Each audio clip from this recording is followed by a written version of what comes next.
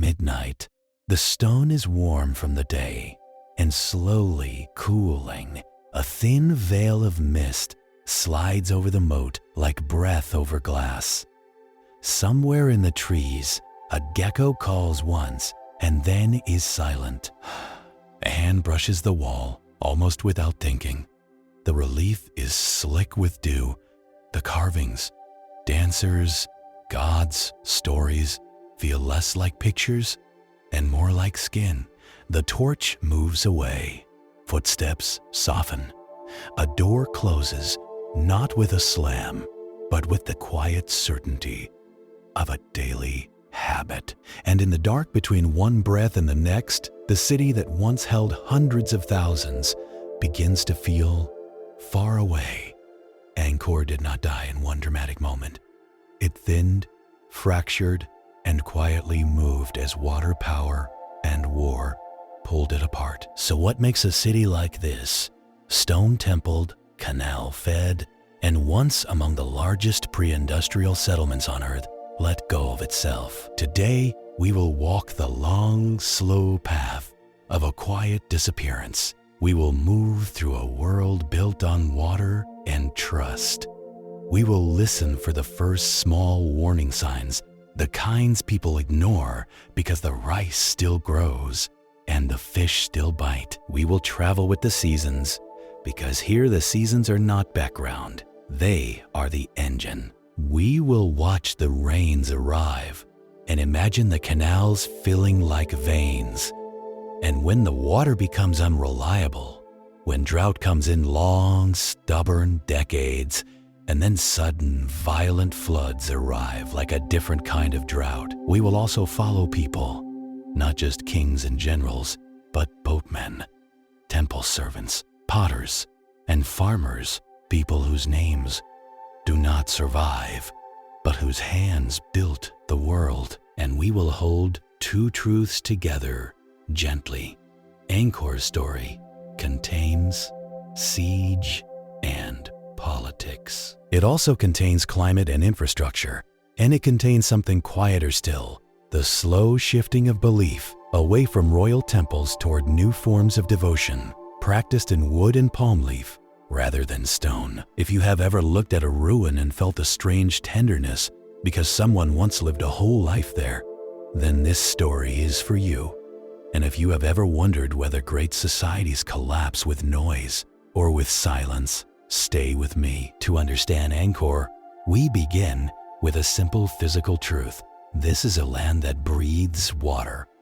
The Mekong runs like a spine down the region, and connected to it is the Tonle Sap, both a lake and a season, a place where the river can reverse its flow when the monsoon swells the system. In the dry months, the lake shrinks back.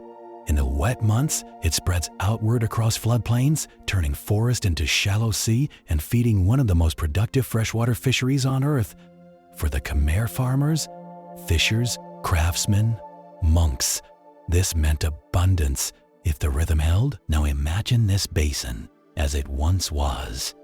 Not just temples in a clearing, not a single city wall surrounded by wilderness, but a vast, low-density urban landscape, a mosaic of homes, gardens, ponds, embankments, roads, and shrines, spreading outward for kilometer after kilometer. Archaeological mapping has suggested the infrastructural network enclosed roughly 900 to 1,000 square kilometers, an extraordinary scale for a pre-industrial settlement. If you could rise above it like a bird or a drifting cloud, you would not see a city in the medieval European sense. You might see something closer to a garden world. Wooden houses and woven walls tucked among palms. Temples of stone rising here and there like islands. Water everywhere, in ponds, in moats, in channels that glitter between fields. And the people, we do not have their diaries. We do not have their private letters. But we have stone inscriptions, scattered records, and rare and precious, a single eyewitness account written by a visitor from China. In the late 13th century, a Yuan dynasty envoy named Zhou Daguan lived at Angkor for nearly a year, from roughly August of 1296 to July of 1297, observing daily life at the royal court and in the city beyond. Zhou described markets, clothing, rituals, the presence of monks, and the structure of authority. His words are not perfect. They are shaped by what he expected to see, by what surprised him, by what he misunderstood. But they are a window. And through that window, we glimpse a city still functioning, still wealthy, still confident, yet already living in a different era than the great building centuries before. Let's step back slowly and place Angkor on the long timeline. In the year 802, King Jayavarman II performed a consecration ceremony that later tradition treats as the beginning of the Khmer Empire's classical age.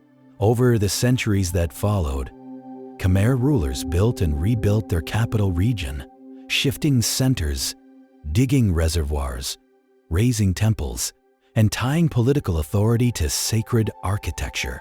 And then in the early 12th century under King Suryavarman II, Angkor Wat rose from the plain, constructed in the period roughly from 1113 to around 1150. Pause on that for a moment.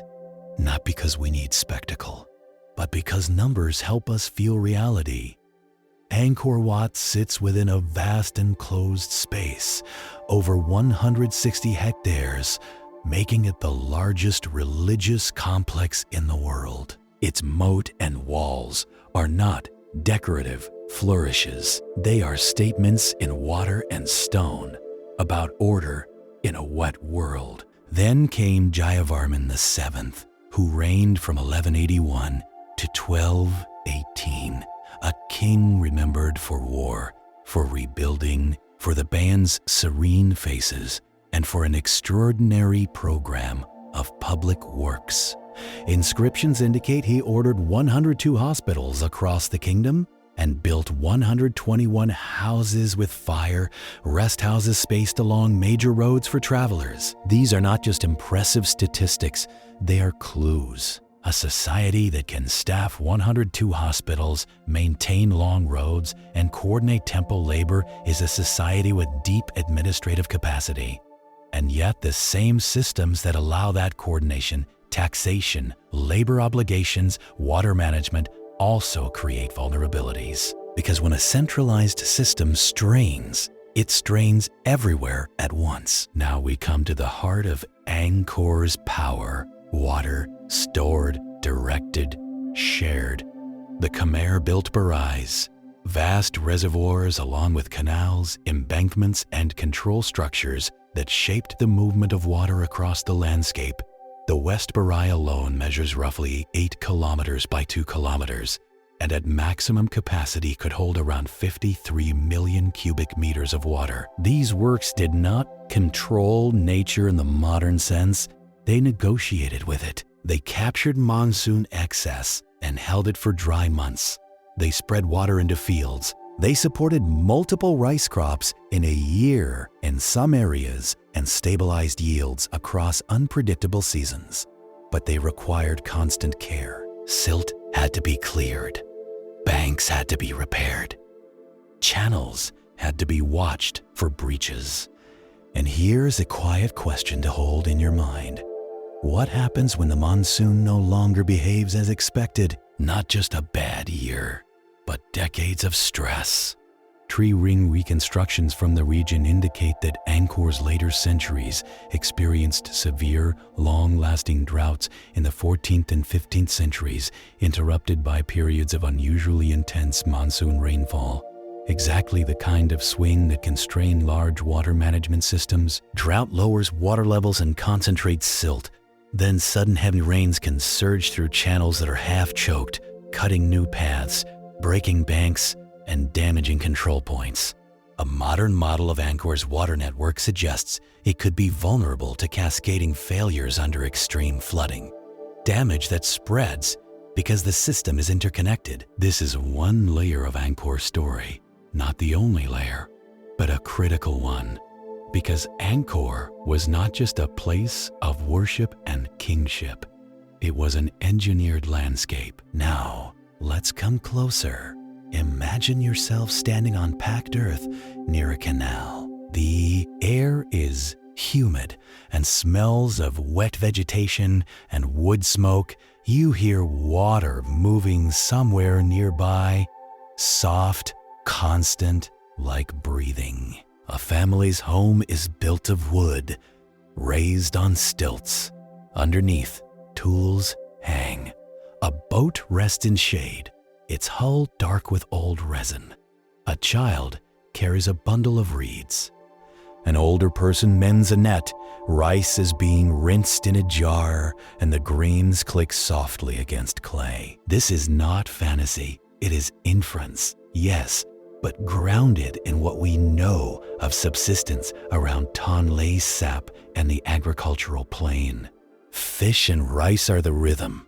In the wet season, fish come into flooded forests to breed. In the dry season, the lake contracts and fishing concentrates. And around this food economy rises an enormous religious and administrative world. Temples are not only places of prayer, they are storehouses of labor, land, and legitimacy. And above, the court. Royal authority at Angkor is not just a political structure. It is a cosmology expressed in architecture.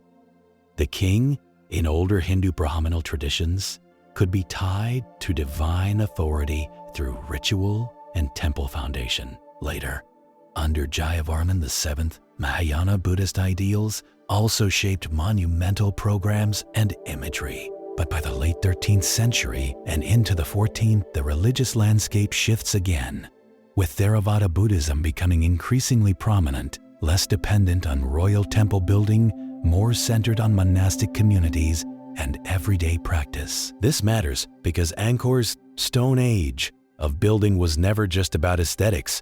Monumental construction was political. It gathered labor. It redistributed resources. It declared order. If power shifts toward institutions that do not require massive temple projects, then the visible output of the state changes. The city can still be alive, but quieter in stone. Now, a second set of numbers, another authority beat, the kind that anchors us. At its height in the 12th to 13th centuries, recent demographic modeling suggests somewhere between 700,000 and 900,000 people may have lived across the greater Angkor region. Hold that in your mind. 700,000, 900,000. Not in stone houses packed into narrow streets, but spread across a living, cultivated landscape. A city that is also a countryside, a metropolis that grows rice and catches fish inside its own body. And this leads to a gentle, unsettling thought. When such a place vanishes, it may not vanish the way we instinctively imagine. It may not be a single catastrophe that empties every home. Instead, it can be a long thinning, like hair falling out over years. People relocate toward more reliable water, more reliable trade routes, more defensible positions. The temples remain because stone remains. The houses disappear because wood returns to soil. So the jungle does not eat a city overnight. It simply moves back into spaces no longer maintained. There is another reason Angkor's story feels like a mystery. War. In mainland Southeast Asia, the late Angkorian period was a time of shifting powers. To the west, Siamese polities grew stronger, including Ayutthaya, founded in the mid-14th century. Along borders, control over routes, manpower, and rice lands was contested. And then comes the event that many older histories placed at the center, the sack of Angkor, conventionally dated to around 1431, associated with an Ayutthayan campaign and a siege tradition that appears in later chronicles. We must be careful here. 1431 is a conventional marker, not a simple on-off switch. Archaeologists and historians have argued that Angkor's transformation unfolded over more than a century, with political shifts, environmental stress, and economic realignments all playing roles. But neither is climate alone, nor religion alone, nor the romance of abandonment to the jungle. Angkor's silent death is in many ways a braid of causes. Before we enter the narrative proper, let me offer a quiet promise. We will not force a single answer onto a complicated past. When evidence is strong, we will lean on it. When sources disagree, we will say so. When we imagine daily life, we will do it with humility, and we will name it as imagination. And we will keep one small mystery alive, because even with LIDAR mapping, climate reconstructions, inscriptions, and chronicles, there is still an emotional gap between knowing and feeling. We can measure reservoirs, we can model floods, we can date sediment, but we cannot easily measure the moment a family decides not to repair a roof this year, or the moment a young monk chooses a different monastery farther south, or the moment a boatman changes his route because the water is lower than it should be. Those choices, multiplied, are what make a city drift into silence. So now we begin in earnest, not at the end, not at the siege, not in the jungle. We begin when the city is still alive enough that most people cannot imagine it failing. The day begins softly. A pale light spreads over the plain, and the air already holds warmth. Cicadas begin their long, steady sound like a woven cloth of noise. Smoke from cook fires rises straight up, then bends when the first breeze arrives. In a stilt house near a canal, someone steps down into damp earth. The soil is cool underfoot. They rinse their hands in a clay jar, and the water tastes faintly of leaf and silt. If you are there, if you stand with them, you quickly understand something. It is managed. It arrives in channels and ponds that exist because people built them and because people keep them open. Angkor is often called a Draulic city, and the phrase is more than poetry. It is literal infrastructure, earthen dikes, spillways, canals, moats, reservoirs, stitched into a coherent whole. This system does two things at once. It supports agriculture, and it supports authority. When a king can promise water, predictable water, he can promise rice. And when he can promise rice, he can promise stability. But the system is not a machine that runs by itself. It depends on coordination, on labor crews, on local leaders, on temple estates, on officials who allocate work and resources, which means it also depends on social trust.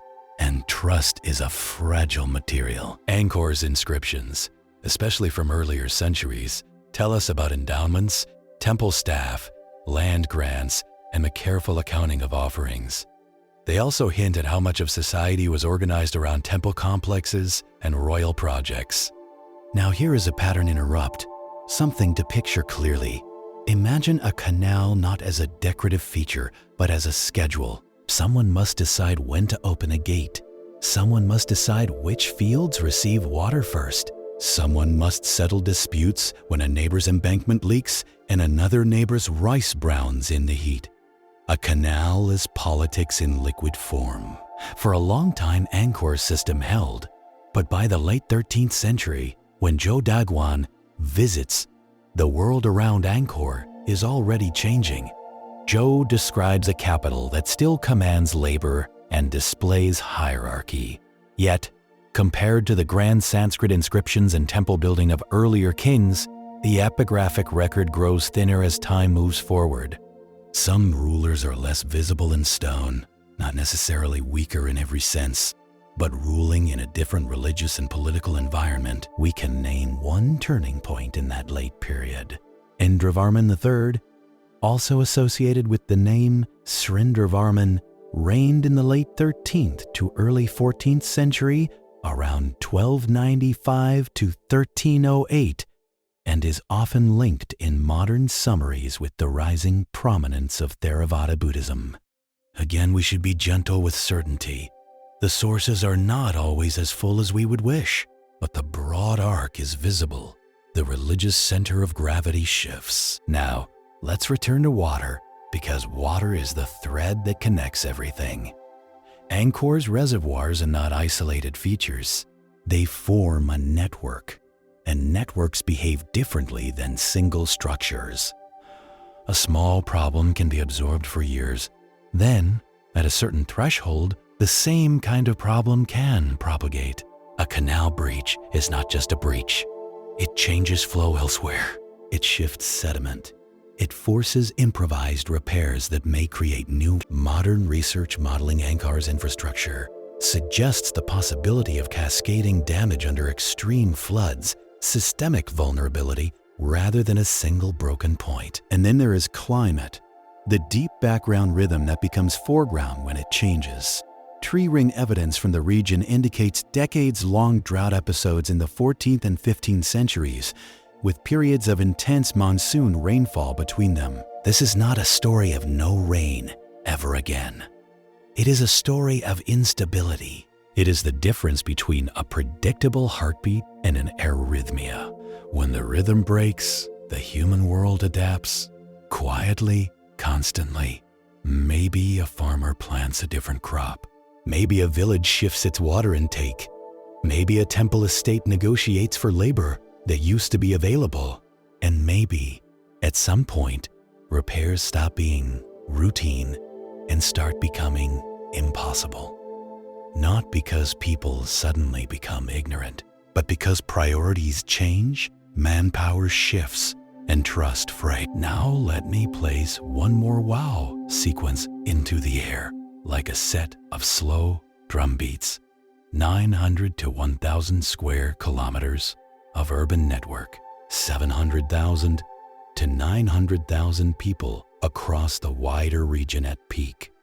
A single reservoir holding around 53 million cubic meters of water. Those numbers do not guarantee survival. They describe a triumph. They also describe a dependency. As the chapter continues, we will follow the first clear signs of strain, not dramatic signs, not the kind that make headlines, the kind that show up as maintenance problems, as smaller harvest margins, as political decisions that seem reasonable in the moment and dangerous in hindsight. Little did they know that the very brilliance of Angkor's water world, its interconnection, could become one of its quiet weaknesses. Next, we will build the world more fully. We will walk through the everyday life Zhou Daguan observed, what people wore, what they ate, how the city sounded. We will trace the highways and the temple economies, and we will begin to see how Angkor's center of gravity could shift long before the famous date of 1431 arrives on the horizon. For now, stay with the dawn. The water still runs, the birds still call, and the city, fast and confident, continues its morning routines, unaware that the rhythm it depends on is beginning slowly to change. Morning trade begins before the heat fully arrives. Feet pad on packed earth, baskets creak. You hear the hollow knock of bamboo against bamboo as poles are set down and re-lifted. A vendor fans flies from dried fish with a palm frond. Someone pours water from a jar and it splashes with a soft, thick sound like rain on leaves. If you step inside a home, the world becomes quiet, then close. The floor is woven and slightly springy underfoot. The air tastes of wood smoke and cooked rice. A jar of water sweats in the humidity. Daily life here is not primitive. It is skilled, practiced, and tuned to the seasons. The Khmer world is built out of wood, fiber, clay, and water. Stone is for the gods, the kings, the dead, and the long memory of the state. Now, Let's lay down the context carefully, like a mat on the ground. Angkor Wat was constructed in the early 12th century under King Suryavarman II, and modern reference works place its main building phase between around 1113. The complex sits on a site measuring about 162.6 hectares, and it is often described as the largest religious complex in the world. It is easy, standing there, to imagine a city made of nothing but temples. But temples are only the visible peaks. The broader settlement, Greater Angkor, was mapped and remapped through decades of survey, and modern synthesis work describes a vast, low-density urban landscape integrated by an elaborate water management network. One landmark study describes an archaeological map covering nearly 3,000 square kilometers, with an urban complex integrated by waterworks covering more than 1,000 square kilometers. Let those numbers settle in the mind. Nearly 3,000 square kilometers mapped. More than 1,000 square kilometers of integrated urban network. And within it, homes, ponds, orchards, and rice fields that do not look urban to modern eyes. This is why Angkor can feel like a ghost story. Because when wood disappears, it leaves a city that looks like it was never lived in. But it was lived in patiently. Every day, you can sense how the infrastructure shapes habit. Where a road runs, a market forms. Where water can be lifted into fields, rice becomes reliable. Where a canal crosses a road, you find a small cluster of boats and people who know each other's voices. Now, a gentle pattern interrupt. Imagine you are not in a temple, but on an embankment after the monsoon. The air is thick and sweet. Mud sticks to your ankles and releases with a soft suction sound. Water stands in shallow sheets across the lowlands, and everywhere there is motion. Dragonflies, frogs, fish in flooded grass. This is the season when Angkor feels infinite. And now imagine the dry season. The same land tightens, water retreats, the air becomes clearer, hotter, dustier. Canals become the lines of life. The reservoirs become stored promise. This seasonal swing is why the Khmer built berets. The West Beret, one of the great reservoirs, measures roughly 7.8 kilometers by 2.1 kilometers, and modern descriptions give it a maximum capacity of about 53 million cubic meters. That is one of our information bursts, and it matters because it anchors the scale of what Angkor was doing. 53 million cubic meters is not a garden pond. It is a managed inland sea, yet even a sea must be maintained at its edges. Silt accumulates, banks slump, control points cog. And when the climate swings harder than usual, the system is tested in two opposite directions. This brings us to the people at the top. Khmer kingship is not a simple inheritance chart. It is a court culture with competing lineages, religious authorities, and regional interests. For long stretches, the kings of Angkor anchored their legitimacy in monumental religion, first largely in Hindu and Brahminical frameworks, then, under certain rulers, more explicitly in Buddhist ones. Jayavarman VII, who reigned from 1181 to 1218, left one of the clearest signatures. He is associated with a massive construction and public works program. Inscriptions are often cited for 102 hospitals and 121 houses with fire built along roads for travelers. Now, if you're listening in the background, here's the calm point to hold. A society capable of those programs can mobilize labor across long distances. It can gather taxes, store rice, and organize people. But it also becomes dependent on that organization. If the center weakens, the periphery changes. If labor obligations become harder to enforce, maintenance slips. If the political focus shifts, the canals that once felt obvious become someone else's problem. And then, quietly, we meet our most valuable witness. In the late 13th century, a Chinese envoy named Zhou Daguan stayed at Angkor for nearly a year, from about August of 1296 to July of 1297, and later wrote an account known in translation as The Customs of Cambodia, or A Record of Zhenla. His observations are a rare thing, a first-person snapshot of Angkorian life near the end of the Great Monumental Era. Zhou describes clothes, markets, court ritual, and the presence of monks. He also notes foreign goods and the movement of people. And through his writing, we feel a city that is still very much alive. Not a doomed ruin, not a silent place. A functioning capital, but perhaps one whose foundations are beginning to shift. Here is another gentle contrast. In earlier centuries, kings left long stone inscriptions in Sanskrit and Khmer, carefully recording temple foundations and endowments. Later, the epigraphic record becomes thinner, and the great stone building tempo slows. That does not mean collapse by itself. It can mean a change in priorities. And one of the most important priority shifts is religious. By the 13th century and onward, Theravada Buddhism becomes increasingly important in Cambodia and at Angkor, expressed in new kinds of religious spaces and practices that do not always require the same monumental stone programs. If you are a king whose authority has long been expressed through vast temples and large labor forces, this shift matters, because power is not only armies and borders. It is symbolism. It is the feeling in ordinary people's bones that the center is necessary. If everyday devotion can thrive without royal monumentality, the center can become less magnetic.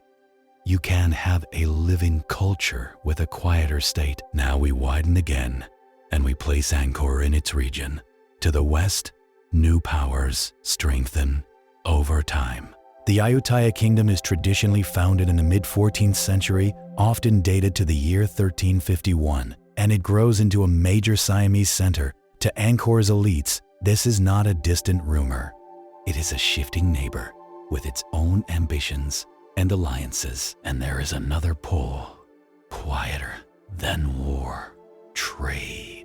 As maritime commerce grows in importance in the wider region, power can shift toward locations with easier access to river mouths and seaborne routes. Researchers discussing Angkor's decline often point to a gradual movement of elites and activity toward areas closer to the Mekong and Tonle Sap River corridors, where access to trade networks and defensible positions could be better.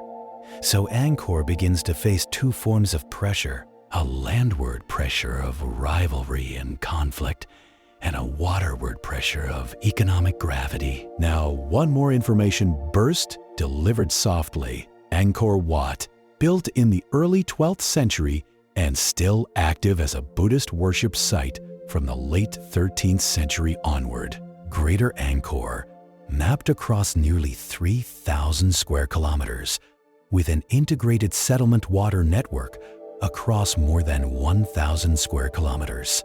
West Beret, about 7.8 by 2.1 kilometers, holding about 53 million cubic meters when full. These are the bones of a civilization that was never lost. It simply changed and left stone behind. Now we return to the question that will guide the rest of the story. When do people begin to sense that the center is no longer inevitable?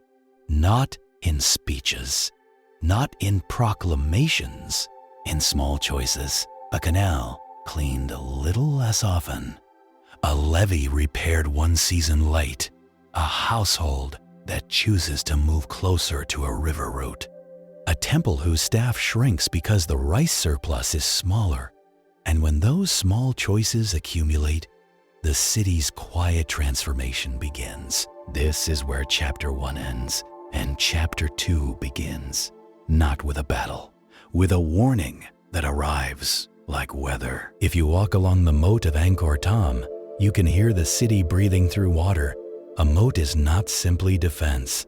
It is part of water management, Part of symbolism, part of the city's circulation, it also leaves traces in sediment. And sediment, when dated and read carefully, can tell us about maintenance and disturbance, about whether people were still clearing, burning, repairing, and living intensely in the core. A major geoarchaeological study based on sediment cores from Angkor Thom argues that land use intensity in the city's administrative and economic core began to decline in the first decades of the 14th century, more than a century before the Ayutthaya invasion, that is, conventionally associated with the end of the Angkor period. The same study suggests something even more evocative. Evidence for burning, forest disturbance, and soil erosion declines early in the 14th century, and it argues that the moat of Angkor Thom was no longer being maintained by the end of the 14th century. That is a quiet sentence, because a moat does not maintain itself. If the moat is no longer kept clear, it implies labor has shifted, or priorities have changed, or authority has become less able to gather people for routine work. Now, take a slow breath, because this is where people often rush. A decline in core maintenance does not mean everyone fled in panic. It suggests a redistribution. Some neighborhoods may remain active. Some temple precincts may still host rituals. Angkor Wat itself shows signs of continued occupation and activity after the famous fall date, and scholars emphasize continuity and complexity rather than a single catastrophic disappearance.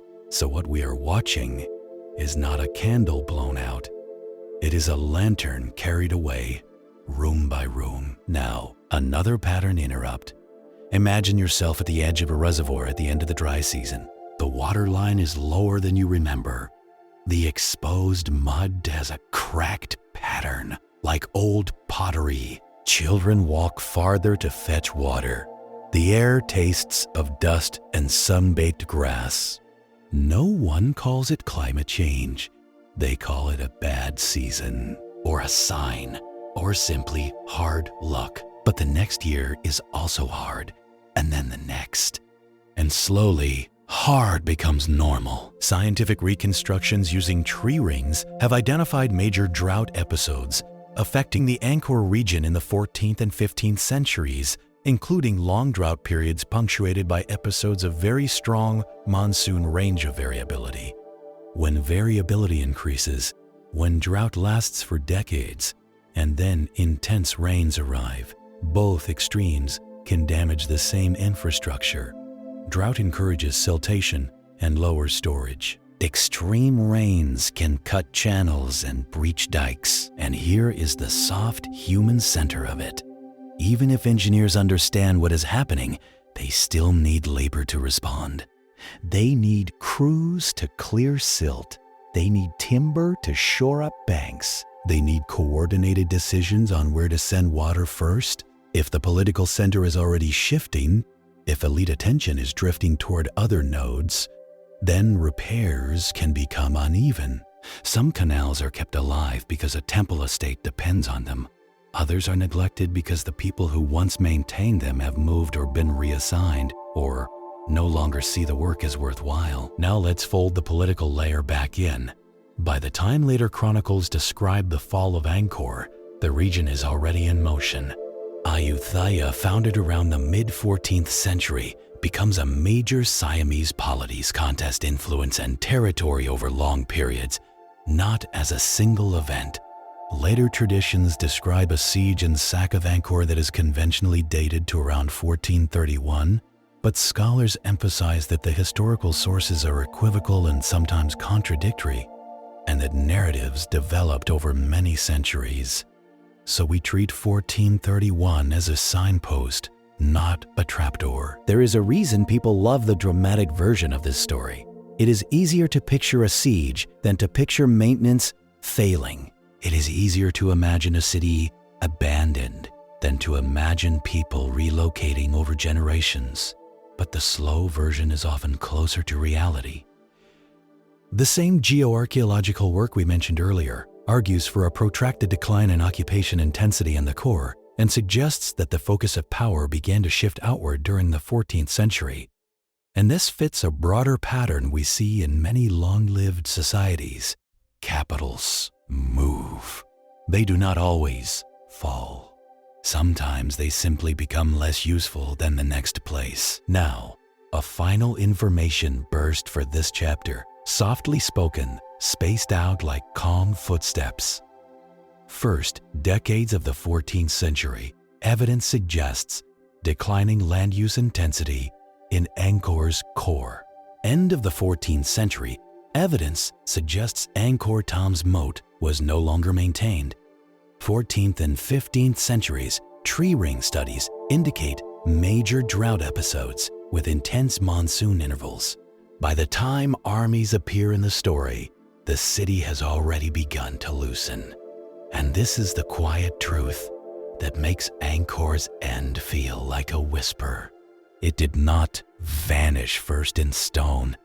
It began to vanish in routines. Next, we will move deeper into the stress years. We will follow drought and flood as lived experience, not as abstract graphs. We will watch how a water network can fail in slow cascades, and we will begin to see how conflict, real, human, political conflict, arrives not as the first cause, but as the final pressure on a system already strained.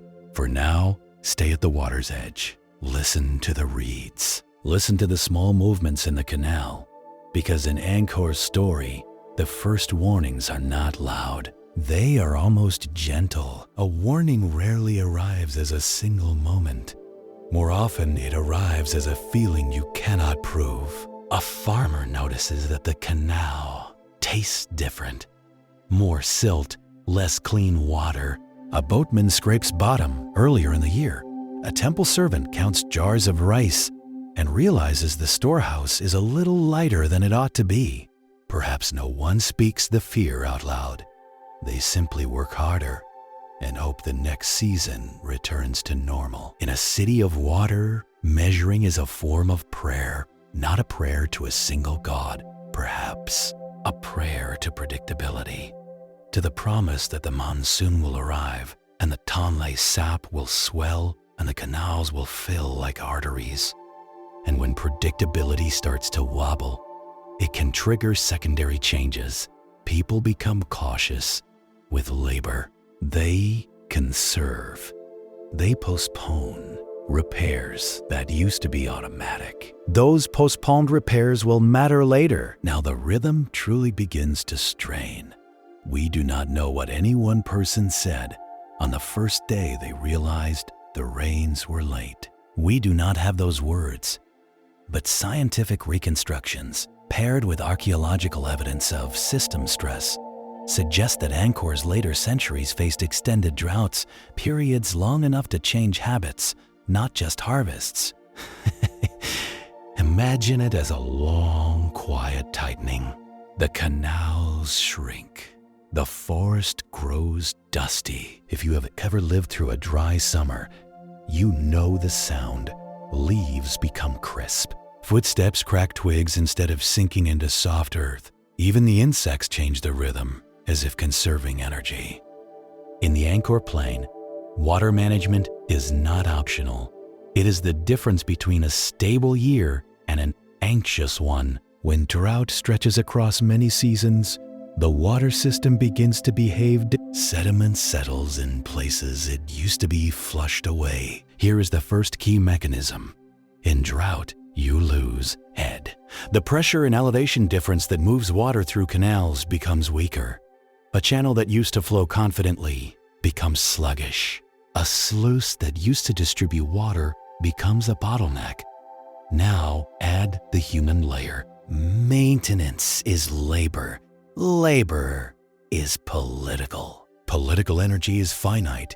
If the center is already shifting, if court factions compete, if religious patronage changes, if regional elites grow more autonomous, then labor for maintenance can become harder to gather. Not impossible, just harder. Now comes the second key mechanism. After drought, heavy rains can be destructive. If silt has accumulated, channels constrict. If banks are weakened, water finds new routes. If gates and spillways are damaged, a flood pulse can cut through the system like a blade. This is how a highly connected network can experience cascading failures. A breach here changes velocity there.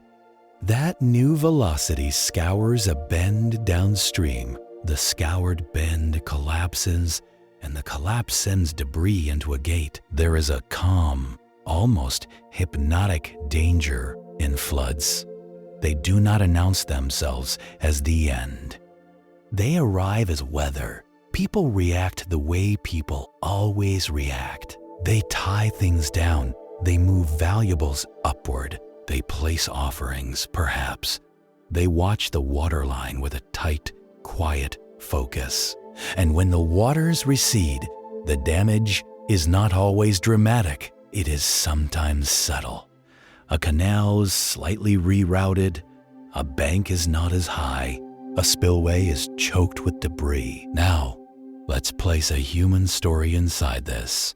Perhaps there is an official, nothing grand, not a minister, just a local water steward attached to a temple estate. He has a small staff. He keeps tallies on palm leaf. He knows the bends and depths of his assigned canals as well as you might know the rooms of your house. In a normal year, his work is repetitive. In a stressed year, it becomes triage. He must decide what to save. A canal feeding a temple's rice lands, a channel supporting a village cluster, a spillway that protects the main road from washout. This is where environmental collapse becomes human. As a long series of decisions made with limited time and limited labor. And now we add a third mechanism. When yields become less predictable, surplus shrinks. Surplus is what feeds non-farmers. It supports temple staff, artisans, scribes, guards, and the court itself. If surplus shrinks, the state's ability to fund maintenance and enforce obligations can weaken. And once that weakness begins, it can feed back into the water system. Less maintenance leads to less yield. Less yield leads to less capacity. Less capacity leads to more vulnerability. A quiet loop. Now, a pattern interrupt to keep the mind gently awake.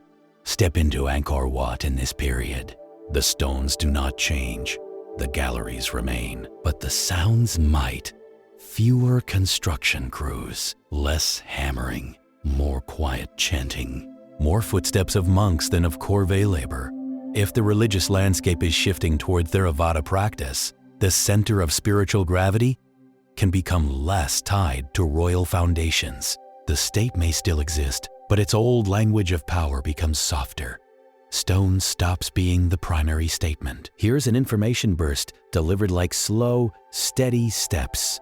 A city region that may have held hundreds of thousands across its broader landscape. A water network spanning hundreds of kilometers of canals and embankments. A single reservoir holding tens of millions of cubic meters when full. And then decades where rainfall patterns become erratic enough to strain even good engineering. Not one disaster. A long stress test. Now, listen for the soft foreshadowing. In the next chapter, human conflict will enter the foreground, but it will not arrive into a stable world. It will arrive into a system already tired. War is often remembered as a single year, a single siege, a single date. But for people living through it, war is often a long season of rumors. A trader arrives from the west and speaks carefully. A messenger rides fast and avoids markets. A local official quietly requests more rice stored near a gate. You hear the word Shyam spoken more often, and in a lower voice. You hear of Ayutthaya as a growing center, strong enough to send armies, strong enough to demand tribute, strong enough to shape the political weather. We should keep our language careful here. The written sources for late Angkor are uneven. Later chronicles compiled long after events described campaigns in the famous sack that later tradition associates with around the year 1431. But historians emphasize complexity and uncertainty. Dates, sequences, and motivations are not always straightforward. Still, conflict pressure is real. And even if the chronicles are imperfect, the geopolitical reality is clear enough. Angkor is no longer the only major power on the map. Now place yourself in the capital region as these pressures grow. The first effect is not necessarily battle, it is allocation. Men who might have repaired canals are sent to strengthen gates. Supplies that might have supported maintenance are diverted to storage for defense. Boats are reassigned for transport. A system that already struggles under climate variability now must carry a second load. Military preparedness. This is how multi-causal collapse works.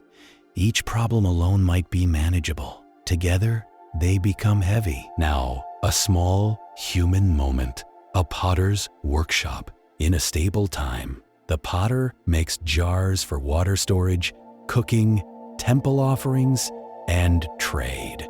The work is rhythmic. The clay is cool. The wheel hums softly. In a stress time, orders change. More jars for storage. More simple wares, fewer decorated ones. More hurry. The potter listens for news while shaping clay. The hands continue working, even as the mind counts risks.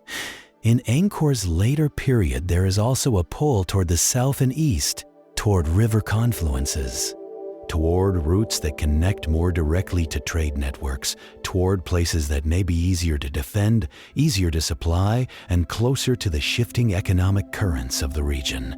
This is not running away. It is strategy. It is adaptation. Capitals are not sacred by nature. They are chosen, and they can be rechosen.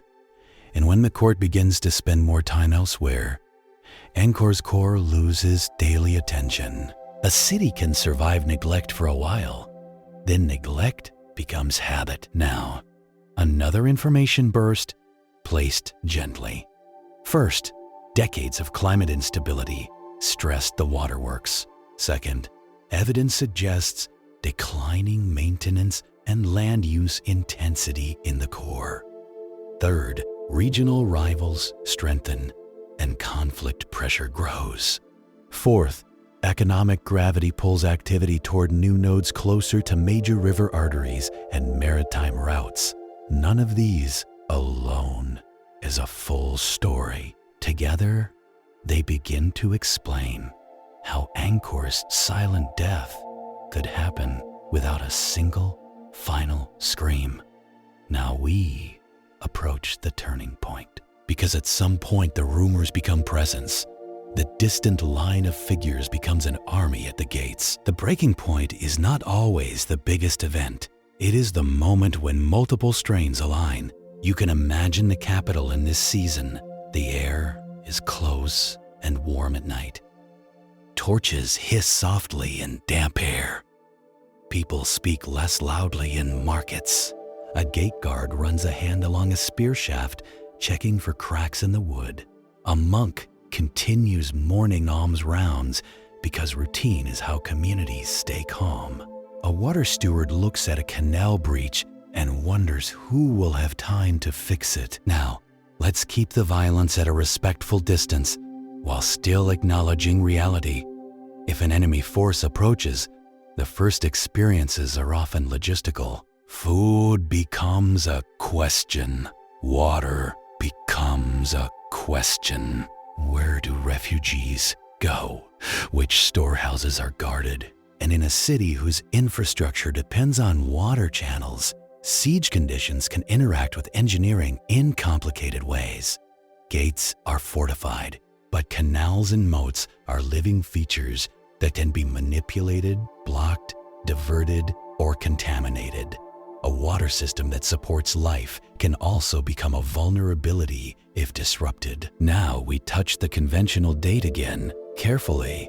Later tradition places a major turning point around the year 1431, often described as a sack of Angkor by forces associated with Ayutthaya. But even if a major assault occurred, the larger pattern suggests that Angkor's transformation was already underway. So the breaking point may not be a single day. It may be a season when the court decides that holding the old center is no longer worth the cost. A season when relocation becomes not temporary but practical. A season when people realize the future is downstream, and this is the moment where Angkor's silent death becomes visible, not as an empty city overnight, as a gradual hollowing of the core. Officials depart. Labor obligations weaken. Maintenance becomes sporadic. A temple still hosts rituals. A village still farms. But the center, Angkor, as the unquestioned heart, beats more faintly. You can feel it in small details. A causeway less swept. A moat edge thick with reeds. A gatehouse with fewer guards. Stone does not announce these changes, but water does. Next, we will move carefully through the pivotal turning, conflict, decision, and departure without sensationalism and with attention to how it would have felt on the ground. We will watch Angkor become a place of memory rather than command, and then we will sit with the aftermath, not to moralize, not to scold the past, but to understand how a civilization can be both brilliant and fragile. For now, stay with this image. A great city in the humid dark, torches on the walls. Water in the moat, and the sense quiet, unmistakable, that the future is already moving away, like a current turning downstream. In the stories people tell later, the end often comes with a single sound, a trumpet, a shout, a collapse of a gate. But in lived time, the breaking point can be softer. It begins as a long night of listening. You hear frogs in the moat. You hear palm leaves rubbing together. You hear, far off, the faintest echo of movement beyond the walls, like a river shifting in the dark. Inside the city, routines continue because routine is how fear stays manageable. A monk wakes before dawn and folds a robe with practiced hands. A mother heats rice quietly so the children do not wake too early. A guard checks the binding of a shield strap and pretends it is simply discipline. And somewhere, an official looks at the ledger of rice stores and calculates how long they could hold if the roads closed. When pressure builds, a city like Angkor faces choices that are both practical and symbolic. Do you concentrate people behind walls? Do you spread them out where food is easier to gather? Do you risk a battle for the old center? Or do you preserve the court and the sacred regalia by shifting away before you are forced? Those are not choices made in one meeting. They are made in days and weeks through small orders that accumulate. Now, let's speak gently about siege. Later traditions remember a campaign against Angkor around the early 15th century. They remember an enemy force, a tightening ring, and a decisive humiliation. But exact timelines and numbers are difficult to pin down with certainty, and the sources were written long after the events they describe. So we do not pretend to see everything clearly. Instead, we do what historians often do. We reconstruct what a siege would require and what it would feel like and how it would interact with a city built on water. If hostile forces approach, you begin to lose freedom of movement first. A road becomes unsafe. A canal route is watched. A messenger stops arriving. Then you begin to feel the siege in food. Markets thin. Prices rise quietly. People substitute what they can. More fish, less rice, more wild greens. Not because life ends, because life becomes narrower. And in Angkor, siege has a particular relationship with water. Water is life. but it is also infrastructure. A moat can protect you. A moat can also become stagnant if it is not managed. A canal can feed fields. A canal can be blocked, diverted, or fouled if control points are seized or damaged. In a city already strained by drought and flood swings, disruption of water routines can be decisive without a single dramatic breach. Now a dramatic information burst, true in spirit, cautious in detail. Hundreds of thousands of lives across the Angkor region at its height. More than 1,000 square kilometers of integrated landscape to feed and connect them. A reservoir nearly 8 kilometers long, holding tens of millions of cubic meters when full. And then, in the late centuries, long droughts and violent rains that do not respect old schedules. This is what the siege, if it came, arrived to. Not a fresh, thriving machine, a tired system. So what is the turning point then? It may not be the fall of a wall. It may be a decision made quietly with a steady face. The decision to stop investing in the core, to move the heart of the kingdom closer to more reliable river corridors, closer to trade, closer to routes that can be supplied and defended. This decision does not erase Angkor in a day. It simply changes what Angkor is. From capital to sanctuary, from administrative heart to sacred landscape, from living center to remembered center. If you stand on a bank and watch the boats glide away, you do not necessarily cry out. You watch, you listen, you register the shift. The sound of oars is soft and steady. Lanterns sway gently and then vanish behind a bend, and the old city remains. For now, behind walls that still stand. This is the climax of Angkor's silent death. Not a spectacle, a drift, a gradual transfer of attention, labor, and legitimacy away from the old center.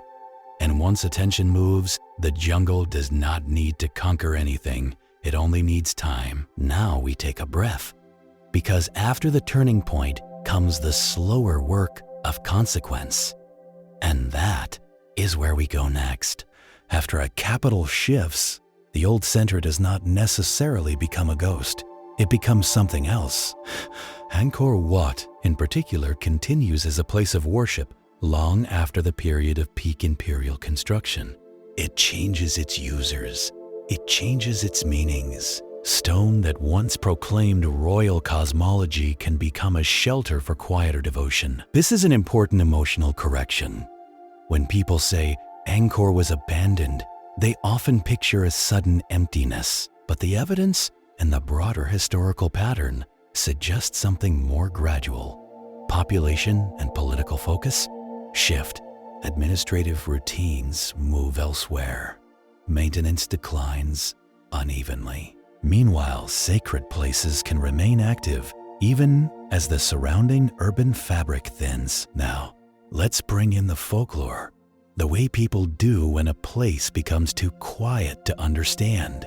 In Cambodia, Angkor is not only archaeology, it is a living landscape of memory. People speak of spirits in the trees, of sacred guardians, of the Naga, the great serpent of water whose favor sustains the land. In some tellings, Angkor's fall comes from moral failure, from a king who offends the sacred order, from a curse that turns abundance into silence. It is easy to dismiss such stories if you are only counting bricks, but folklore is not always trying to be a timeline. Sometimes it is trying to explain a feeling. Why did the city that seemed eternal stop behaving as if it were eternal? Why did the water once so reliable become unpredictable? Why did power move away from stones that looked like they should last forever? A curse is a human way of saying something changed in the relationship between people and the world. Now the grounded alternatives, offered softly without crushing the myth. Environmental stress could have reduced surplus and strained infrastructure. Political rivalry could have made centralized maintenance harder Economic gravity could have pulled elites toward riverine and maritime corridors. Religious change could have altered the state's need for monumental construction as a language of legitimacy. No single cause is required to solve Angkor, and perhaps it is better not to solve it completely, because the truth of Angkor is not a riddle with one answer. It is a tapestry. Now, what happens next? Over time, the Kor's engineered landscape, so dependent on constant attention, becomes harder to maintain at scale. Canals silt up, banks slump, small breaches become permanent reroutes, wooden houses decay and disappear back into soil, orchards revert into thicket, paths vanish under leaf litter. A visitor centuries later might see only temples and assume temples were all there ever was, and yet Angkor never truly disappears from Cambodian life. It remains a sacred geography. Monks, pilgrims, local communities, and later kings continue to interact with the landscape in different ways across the centuries. The meaning of Angkor changes, but the presence endures. Now let's connect Angkor's story to the modern world gently. Modern cities also depend on invisible systems: water pipes, power grids, supply chains, maintenance routines. When those routines are strong, we barely notice them. When they weaken, we begin to feel uncertainty in small daily inconveniences. Angkor reminds us of something quiet and important. Infrastructure is not only an achievement, it is a relationship, and relationships require care.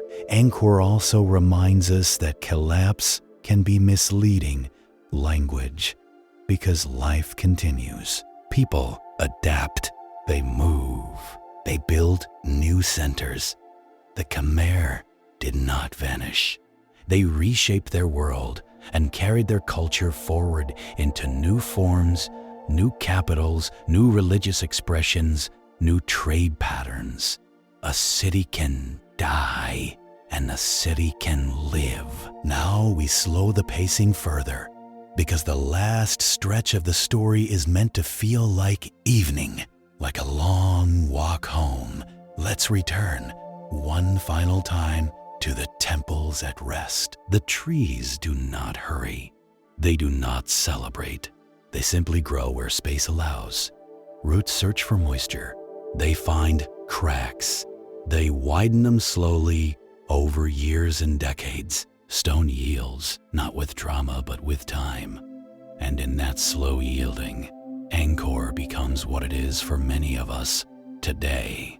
A place where the boundary between human intention and the natural world feels thin. Now, a final set of quiet callbacks, tying the braid together. Remember the city of water. Remember the reservoirs and canals that turn monsoon rhythm into stability. Remember how stability depends on maintenance. Remember how maintenance depends on labor. Remember how labor depends on authority and trust. Then remember the drought years when predictable rhythm wavered and the flood pulses that could turn weakened banks into breaches. Remember too that war and rivalry do not need to destroy a city alone. They only need to arrive when the city is already tired. And remember that abandonment is often a story we tell from the perspective of stone, from the perspective of wood and people. It can be migration, adaptation, and continuity. Now we move into the last minutes where the tone becomes especially gentle. Imagine Angkor.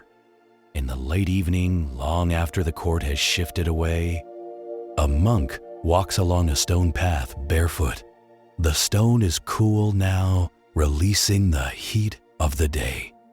In the distance, frogs begin their chorus.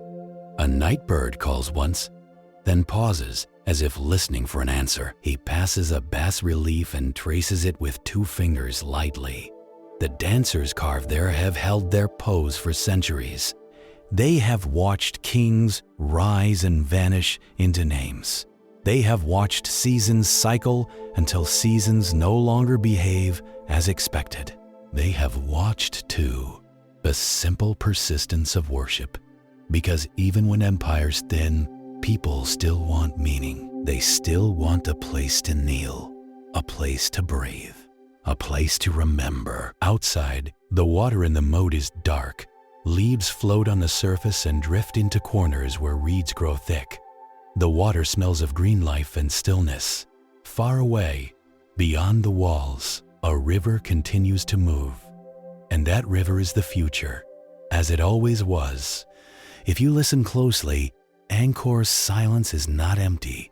It is layered. There is the sound of insects, the soft drip of water from stone, the distant rustle of palm fronds, and beneath it all, the sense of a place that once held an entire world of daily life.